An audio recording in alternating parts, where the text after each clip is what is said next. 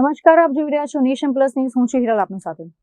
પેટ્રોલની અછતની અફવા વચ્ચે એક તરફ પેટ્રોલ પંપની બહાર લાંબી લાઈનો જોવા મળી રહી છે, ત્યારે વડોદરા શહેરના એક પેટ્રોલ પંપ પરથી પેટ્રોલ ભરાવીને બહાર નીકળેલા વાહન ચાલકની બાઇકમાં અચાનક આગ લાગવાની ઘટના સામે આવી છે.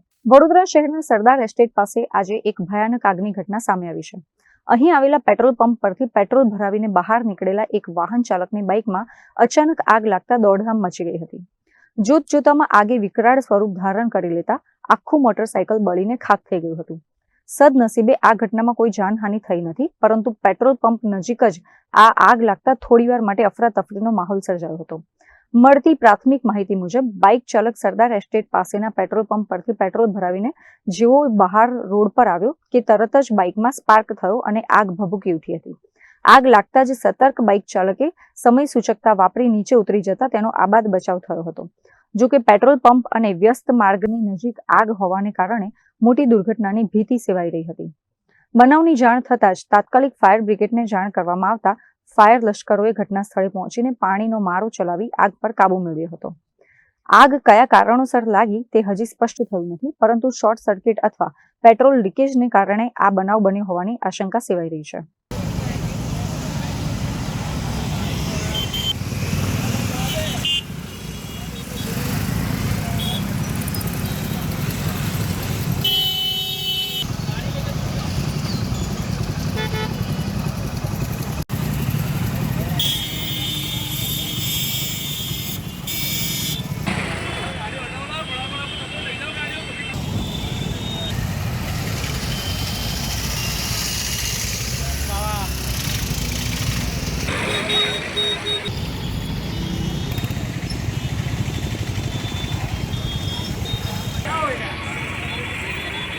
तो हल्की गए हूँ फायर ब्रिगेड गाड़ी में